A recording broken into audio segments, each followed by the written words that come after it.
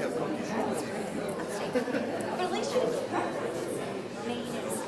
would have been snatched up.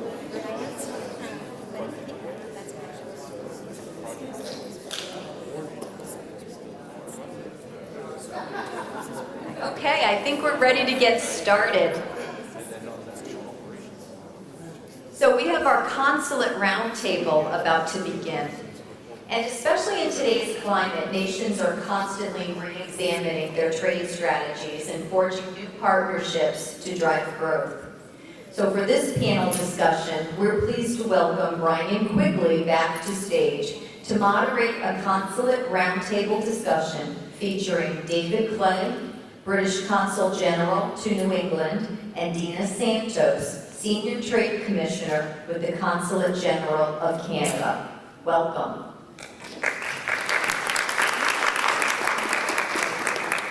Well, good afternoon again to everyone, and it's great to have two partners and allies up here as part of our two panelists today. I just want to take a minute too, as we're talking about trade perspectives and around the world. This is the sheet I mentioned to you that's up at the reception area, but it goes through some of the information and services that are available, and each of our consul generals are going to tell us about the services that their countries and government offer to businesses and individuals who want to do trade around the world. But for example, one of the information outlets that we have at the State Department is called the Direct Line, where a foreign government, we will arrange for a webinar for a foreign government to talk about the opportunities in their country. It's usually led by the U.S. ambassador in that country, and then we'll have a minister or a vice minister on the line. And really, there is a hunger, there is a thirst for the countries that want American businesses, goods and services in their country. There's kind of a Chinese wear out, if you will, if I can be very frank. Folks have fallen for easy finance, it becomes a debt trap, fast infrastructure projects that then fall down after about 5 years. And so there's a hunger, and governments constantly come to us asking for American goods and services, and so we give them an opportunity to make their pitch, if you will. The other thing your embassy or American embassy or consulate can help you with is business visa facilitation. Not just through the consular section, but if you go through the economic and commercial section, if that foreigner is coming to the United States for a legitimate business reason, we can help facilitate them getting a visa so they will be able to come here and do business in the U.S. We talked about advocacy a lot, and the other two things, if you're interested in doing business in a foreign country, is, as we mentioned, the investment climate statement is located on that embassy website, along with the country commercial guide. That's going to have real up-to-date insights on the business climate in that particular country. And we're going to talk about business climates and opportunities, both with our friends from Canada and from Great Britain today. And so I'd like to start off by saying thank you so much for joining us here, coming down from Boston. And I'm going to ask the same question of both of you, Dina and David. And first is, understand you are consulates that handle the New England region. If you could tell us a little bit about how your consulate supports trade and investment opportunities between your country and between the United States, please. Dina. Wonderful. Well, thank you so much. It's a pleasure to be with all of you here today.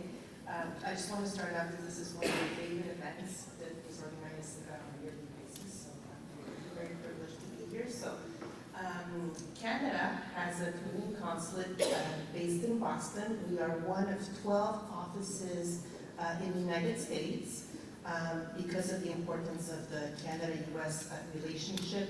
Our particular office covers New England, and I have my teammates here with me today, so we've got, just going to ask them to raise their hands. Heather, Kate, we have a table outside as well. But we are part of what we call Global Affairs Canada and the Trade Commissioner Service, It's really the counterpart of the State Department and Commerce Department. And we offer similar services that just described on the American side. So we help Canadian companies, Canadian exporters do business here in the region, try to find sales opportunities, financing opportunities, technology partnership opportunities. We help American companies expand to Canada. It's a one-stop shop where we all have a trade and investment background. I'm a tax lawyer, so my apologies. I'll probably get excited about financial incentives and the questions that will follow. But again, we're here to support as well on advocacy, trade irritants that American companies can actually face in Canada. Very often our exporters want to be close to their clients, so we will pass the baton and basically refer our Canadian exporters that want to establish a footprint to U.S. commerce department here. And in terms of examples, so we're quite proactive in supporting our startups in various innovation sectors like life sciences, climate tech, digital health, anything with tech, including ocean tech. Try to grow here in New England and Rhode Island. We have companies, as an example, CBS Health is one of the top Rhode Island employers here in the region. A lot of Canadian companies do private labeling there, and I'll be very honest, the maple syrup based cookies are procured from Canada. It's no secret, I'm not sharing any secret there, but we're quite active on supporting many of your events and ecosystems. We're sponsors of the Blue Innovation Symposium that takes place here on a year-to-year basis. And from an American perspective, you've got companies like Dextron that are equipping our Canadian Air Forces, so and we support their continued in region. And we're measured, so every Canadian taxpayer wants to make sure that they get their return on their investments. So whenever a company works with us, we are able to confidently say that we help with them accrue their export sales by about 20%. Thank you. Great, thank you very much. It's also a pleasure to be here. It's my very first visit to Bryant University. So thank you very much for having me. I think my answer will, draw on a lot of what Dina and Brian have already said about what the US and Canadian governments offer companies. So we in Boston cover the six New England states, but we have 8 consulate generals around the country, which cover different combinations of states. And we also have a trade commissioner who is based in New York and who is responsible for overseeing all of our work on trade and investment across North America. In Boston, the areas that we particularly focus on are around life sciences, financial services, tech, capital investment, so particularly around institutional investment and venture capital investment, and bringing that into the UK. But the whole network that we have covers a whole range of sectors, from creative industries to advanced manufacturing, clean energy, which has been a focus in New England in recent years as well. The services that we offer companies, again, like my colleagues, if a UK company is interested in exporting into the US markets, then we can offer advice, we can help them with connections. For US companies that are thinking about investing in the UK, our Department for Business and Trade has a network across the UK, so not just in London, so we can use that network to provide advice and support on establishing some sort of facility in the UK, helping to find locations, potentially advising on incentives, regulation, helping with contacts into the government and with private industry. An important part of what we do is helping to build partnerships. Often, when companies are coming into different markets, they're looking to build partnerships, and again, we can help to support that using our our connections both in the UK and in the US.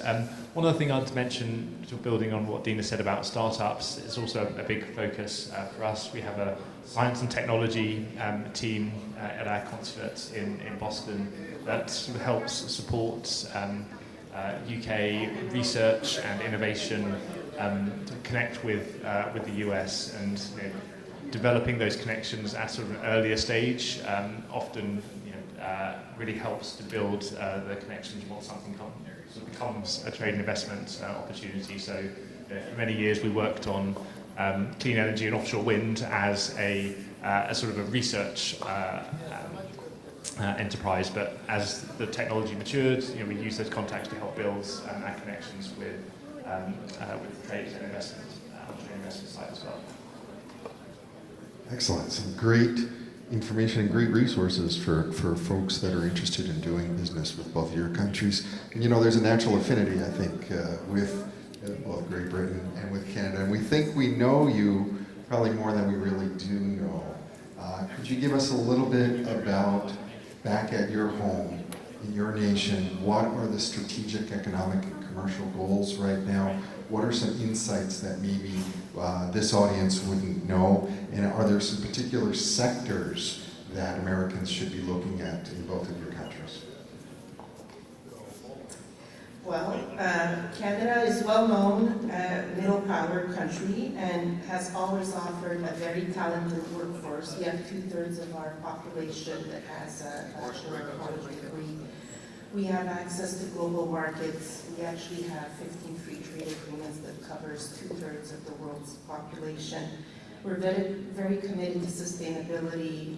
We have the lowest corporate tax rate in the G7, and very attractive financial incentives in terms of research and development, accelerated investment tax credits to amortize equipment, and very interesting clean energy tax credits.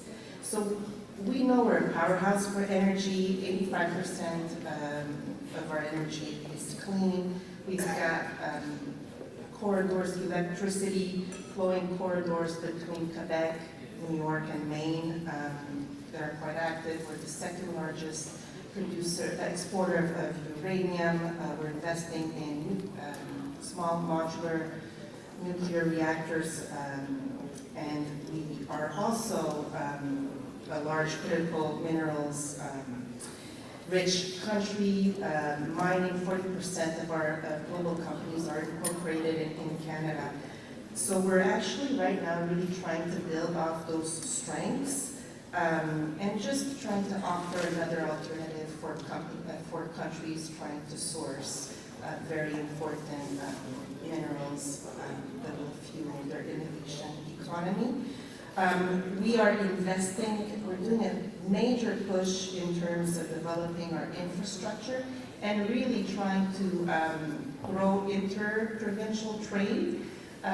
Believe it or not, we had a lot of provincial barriers that have been in existence forever. And as of June of this year, with our new federal government and prime minister, that became a clear priority to bring those barriers down so that we can trade and promote mobility of workforce between our provinces. We're also, of course, investing in a lot of infrastructure. We've kind of lagged on that front for many years, and we're just really trying to invest, first of all, in developing LNG export terminals in British Columbia, more copper, clean copper and zinc mining in Saskatchewan, investing in our Port of Montreal as examples.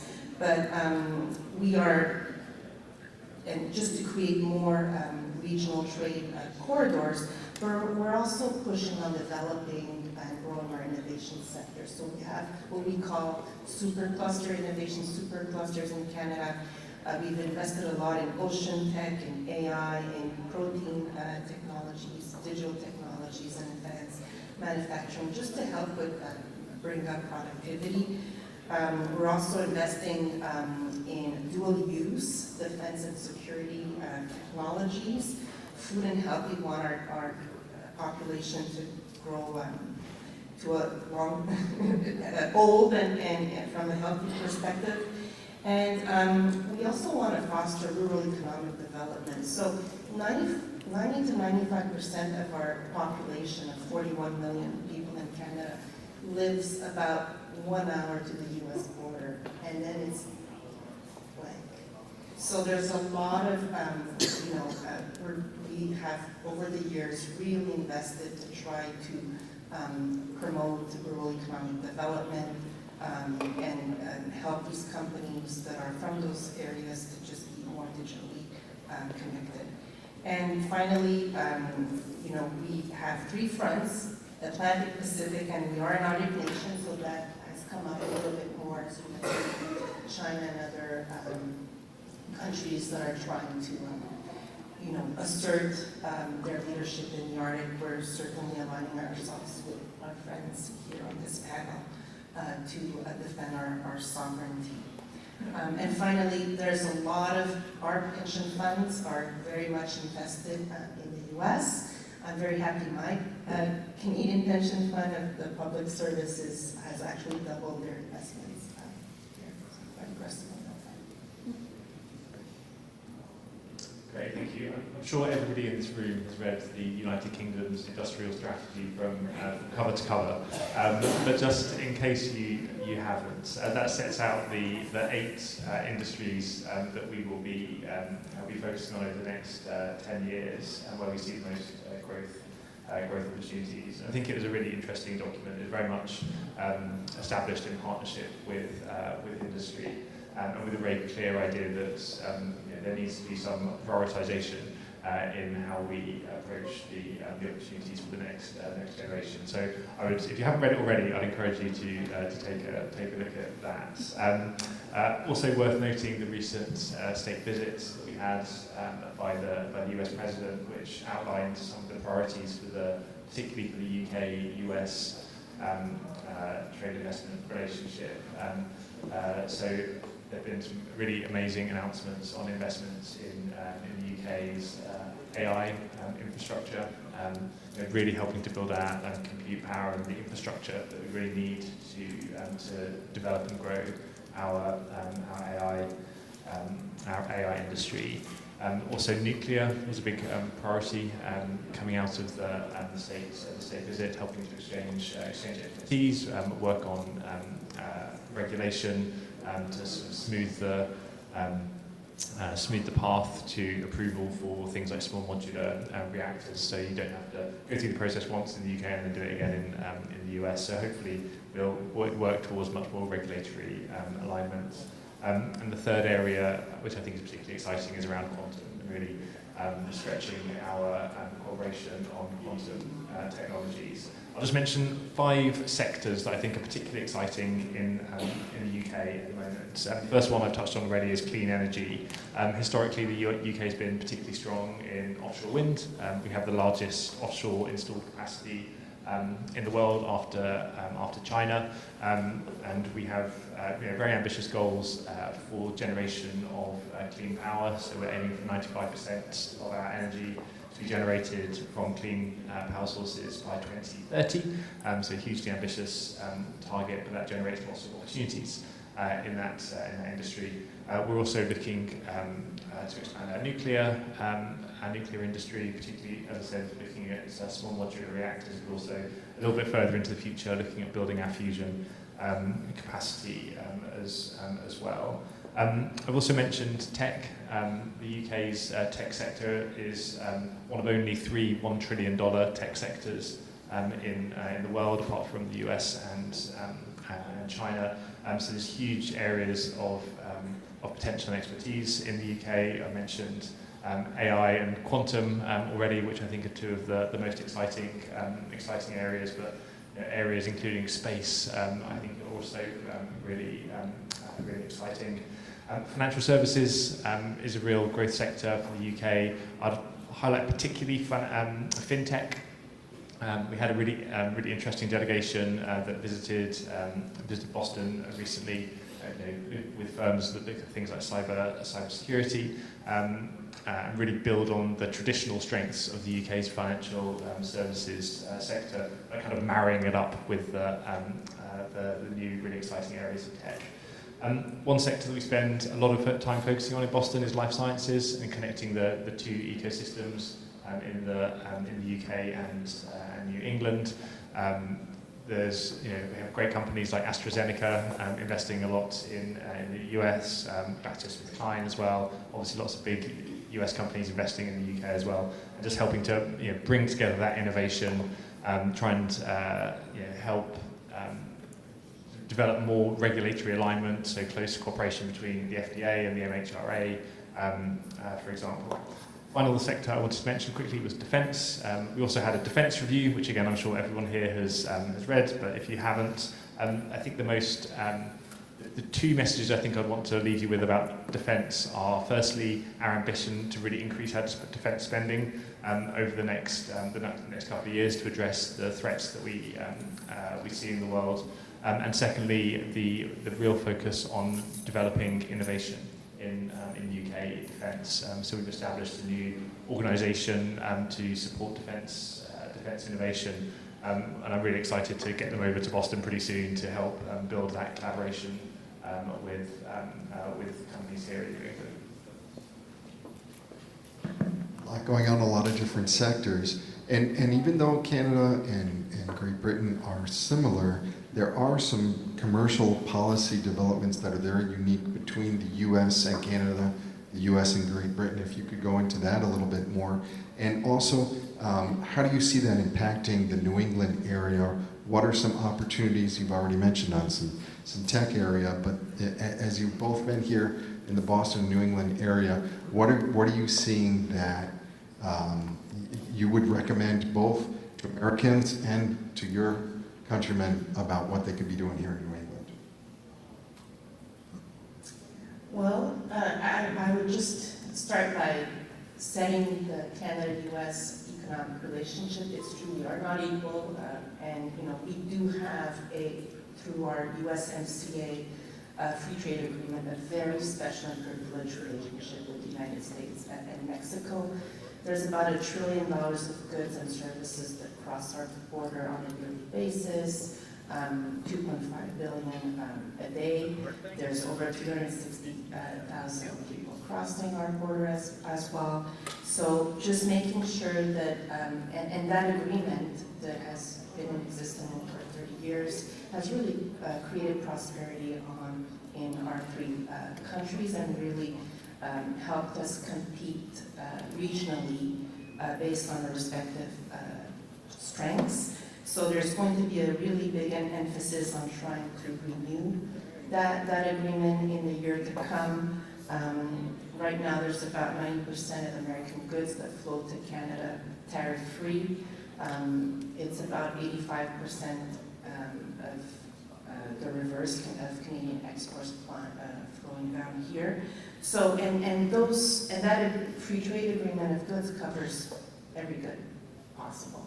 So that is the opportunities that we basically, depending on each other's region and strengths, we could just build off each other's strengths to compete globally. It also lowers the cost for businesses and accrues their competitiveness. And at the end of the day, it lowers price for products for American families and Canadian families as well. I mentioned what we're doing internally in terms of investing in our infrastructure. It's a very exciting time for Canada as we broke down those non-tariff barriers within our provinces. So every sector that is a core strength here in Rhode Island and New England, you will have that mirrored in Canada, from life sciences to clean tech to food to services. And that's an area where American companies have amazing strengths. And we're trying to catch up to that as well in terms on the Canadian exporter side. That's definitely a trend that we've noticed as well. So, and again, we're here to help. So, and we are just mirrored basically in terms of business opportunities with Rhode Island. Thank you. I mean, I think the UK and the US have such an amazingly strong relationship across all areas. I think the state visit that we had last week, I think, underlined the closeness of that relationship and the excitement that I think we have on both sides about the opportunities for our companies to develop and grow in each other's economies. I've mentioned some of the kind of areas where I see particular opportunities, particularly around some of those frontier tech areas. But I think, as with Canada, there's opportunities across the full range of sectors that we have in the UK and the US. Speaking here in Rhode Island, I think one that I'm particularly interested in developing over the next 3 years of my time in Boston is around the blue economy, and helping to connect some of the great companies and the great centres of expertise that we have in the UK, particularly around Plymouth, some of our naval heritage as well. So I think there's opportunities on the defence side, on the civilian side as well. And I think there are at least a couple of companies here I know that we've been engaging with. So I think that feels like a really exciting and interesting area of growth that really builds on the expertise in the UK, but also the amazing research and the amazing companies that are being developed here in Rhode Island, but also across England. Great. As career diplomats, the three of us move around the world, country to country. And now that you've been here in our country for a while, and in the New England region in particular, what are some best practices that you've observed that New England has that you wish your country had? And what are some best practices from your country that you wish New England would get on board and that you could introduce to New England area? Well, I would say New England and generally the United States, you have a great strength in terms of being able to scale your companies. So in Canada, we're very good at creating companies, startups, or small businesses, but we always have a little bit of a challenge growing them. So I think that that's certainly a core strength that we try to always study your innovation ecosystem and then what can you do to replicate. And it's very hard to replicate because, of course, you've got really good government incentives in terms of IP protection and how you connect with universities. And we also have that too. But I think that you just are bigger risk takers than we are on that front. And that's certainly a best practice or a lesson that we are trying to replicate. And we have a lot of Canadian expats that are here in New England and in the US. We often tap them to participate as mentors for Canadian startups and companies. Also, our Canadian expats, we always consider them our best ambassadors here in the United States because they reflect our values and they really help us continue to be the bridge between our two countries and our respective economies. And then when they go back home, suddenly there's an American subsidiary that pops up because they just had a family and they want support raising their kids, or they just want to bring the expertise of being able to grow and scale in global markets back home. Thanks. David, what have you observed? So I think just building on Dina's comments, and I think certainly in the UK, learning from the ability of companies here to scale quickly and fund and provide capital to scale is definitely a challenge for the UK. I think if I'd been answering this question 10 or 20 years ago, I'd have said university spin-outs is something that the UK needs to learn from the US. When I went to university, which was more than 20 years ago now, nobody I knew at university was thinking about starting a company. if you go to a British university now, it's just full of people who are who want to be an entrepreneur, who are building their own companies. So I think the UK has caught up a lot when it comes to developing that innovation ecosystem, particularly not exclusively around universities. We probably still have a little bit of catching up to do in that area. Dina touched on it as well, but I think the sense of ambition is something that the UK can learn from the US. When we speak to US investors or US companies that have been pitched to by British firms, quite often the feedback we get is, oh, it's great, really interesting idea, but they're too modest. They're not being ambitious enough. They want to become a $10 million company, not a $200 million company. So I think that sense of real ambition in the US is something that I think we can still learn a little bit from in the UK. In terms of what the US can learn from the UK, I mentioned our industrial strategy earlier, and I think that effort in providing kind of a long-term perspective and a long-term sort of policy certainty, I think is something I think we're doing well at in the UK under this government. As I said, we worked very closely with industry around the industrial strategy, and really hope that providing that certainty in the years to come will help support investors from countries like the US in having the confidence in our priority over the next 5-10 years, that they feel confident in making that investment. Excellent. Well, I'm certainly excited about the opportunities among all of our countries that we can do to get more business going among all of us, for sure. I think we have some time for some audience questions, if anybody has some.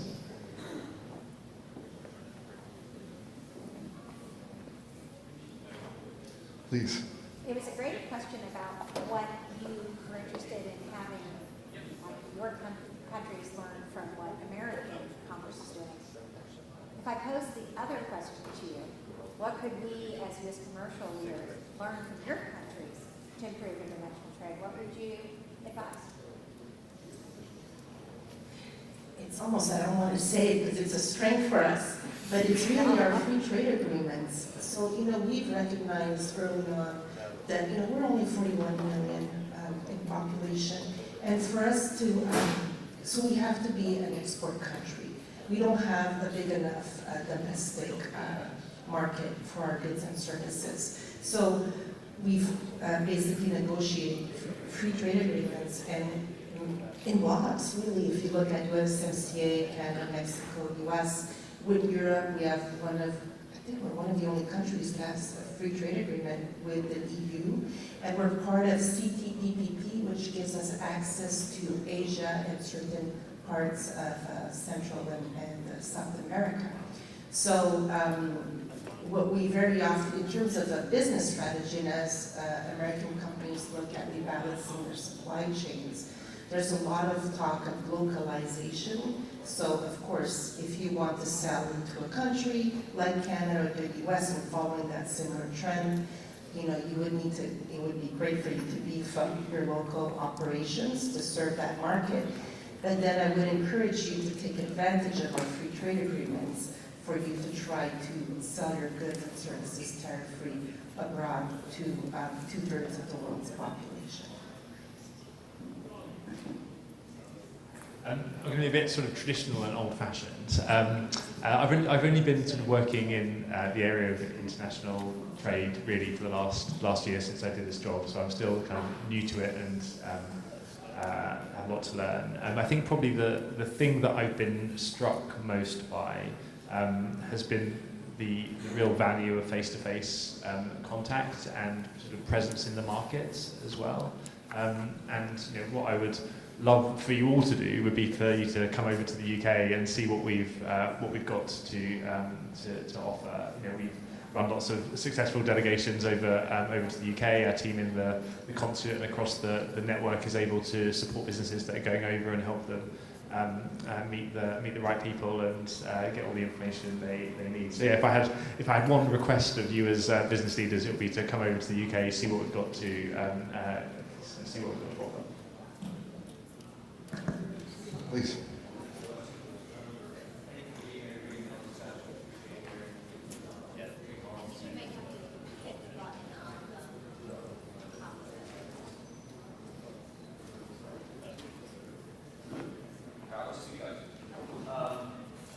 Question, kind of like an elephant in the room question.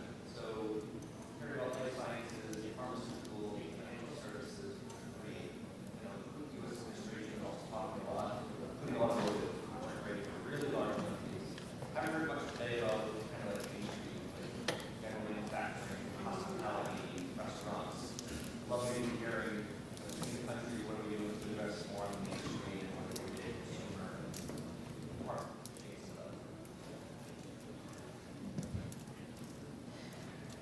Well, I'm glad you're asking this question, and really a lot of on the manufacturing side, a lot of the goods and services that are crossed back and forth the border are covered from our USMCA agreement. So we're really pushing forward to have that agreement renewed, just to give business certainty for years to come. Of course, there are a number of U.S. Section 232 investigations on steel, aluminum, lumber in the case of Canada, aerospace and semiconductors. And so there's a rebalancing of the relationship, but at the end of the day,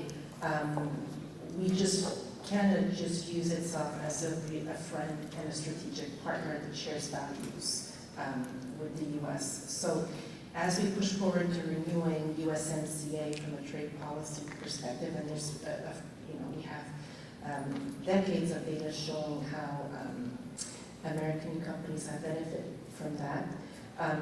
We are trying to see if we can come up with specific agreements in those industries to continue to foster growth on both sides of the border in those areas. We buy a lot of American goods and services, and actually most of the manufacturing goods that are exported from Canada to the U.S., they're inputs.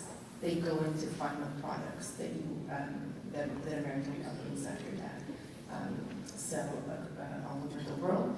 In terms of just continuing on the manufacturing piece, we're really investing in robotics and hoping that AI will help continue to help us make manufacturing gains on that front.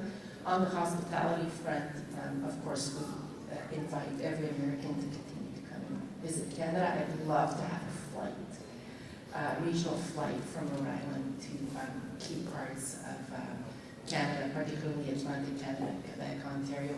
When I come down to Rhode Island, I'm from Montreal. You could hear it from my accent. My first language is French.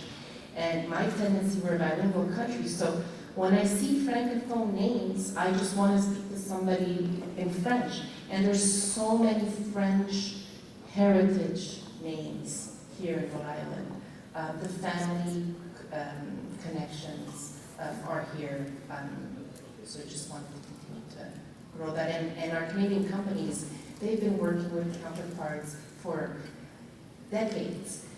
And regardless of what's going on in terms of rebalancing the current relationship, they still want to work with those companies across the border. I'll add really quickly too before David goes, something we're very excited about is the World Cup and our host in Canada, the United States and Mexico. And we've set up commissions and committees and trilateral committees to make sure that that is a great event for all three countries and that the world comes to visit us. So we have a lot of excitement coming up next year with the World Cup. I was going to mention the World Cup as well. I think, it's a great opportunity.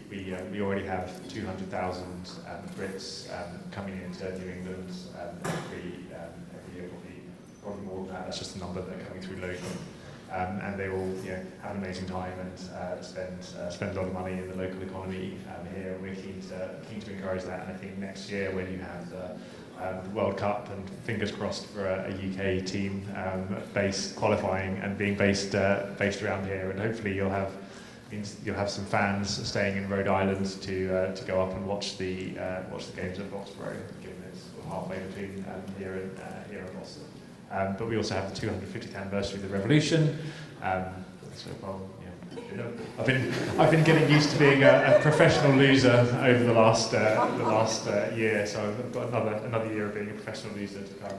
But also that's such an exciting moment for the UK-US relationship as well. But going back to the question on manufacturing, it's obviously an important part of the UK economy. We're particularly strong in sort of precision manufacturing, in aerospace, in automobiles.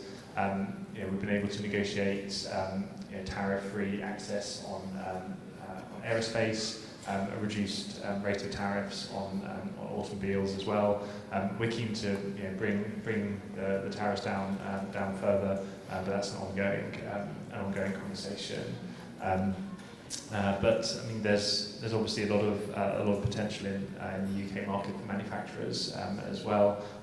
We've seen recently some US manufacturers establishing facilities and manufacturing in the UK, partly in support of the expanded defence efforts that I mentioned earlier.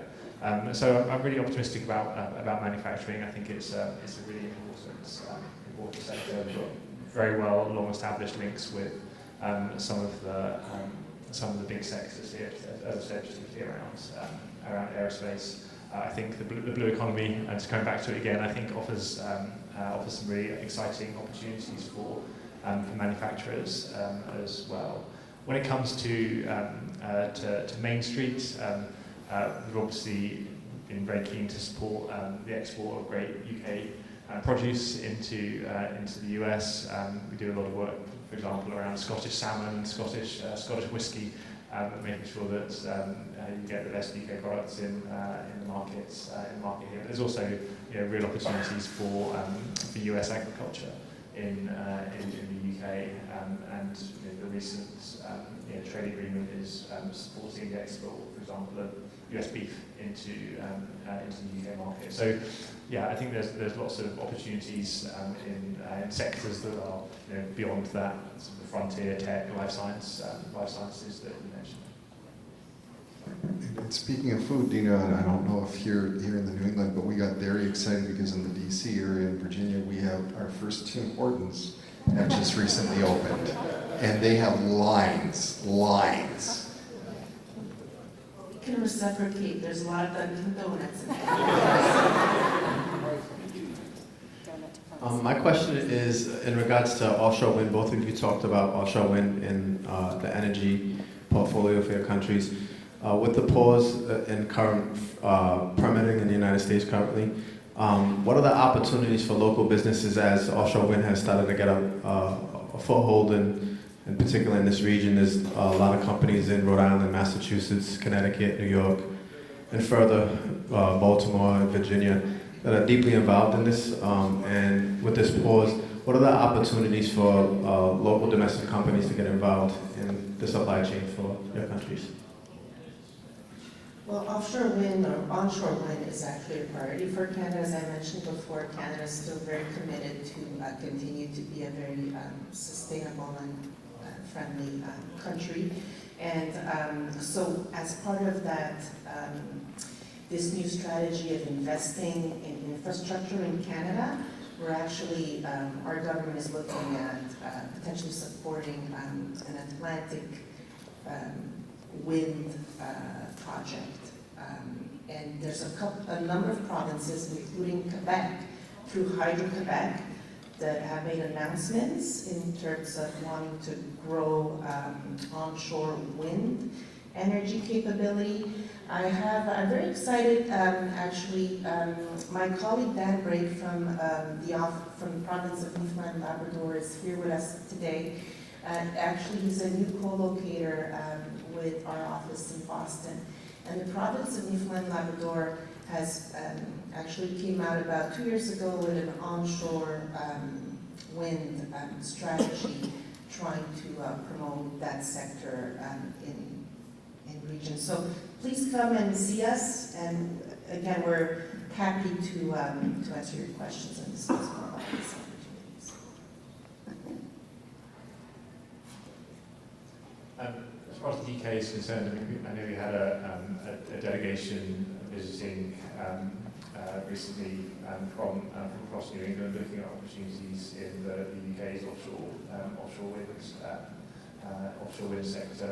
There certainly are opportunities. As I said, we have really ambitious targets for the growth of the offshore wind sector, and to a lesser extent the onshore wind sector as well. So there are certainly opportunities within the supply chain.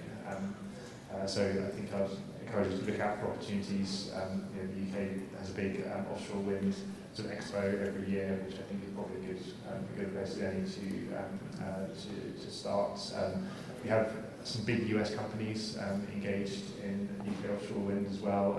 In particular, GE Vernova has a really big site up in the northeast of England, where they're helping to develop things like transmission systems to bring that the energy that's generated onshore to the right places, which is one of the big challenges of offshore wind. So yeah, certainly are opportunities out there.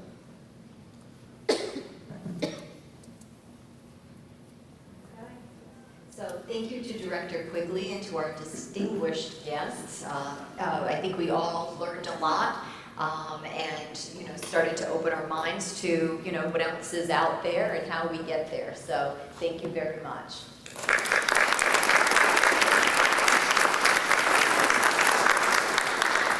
And so with that, we're going to take one more break for today, and we'll be back in 30 minutes for our final discussion of the day. This one is focused on the big picture global economy.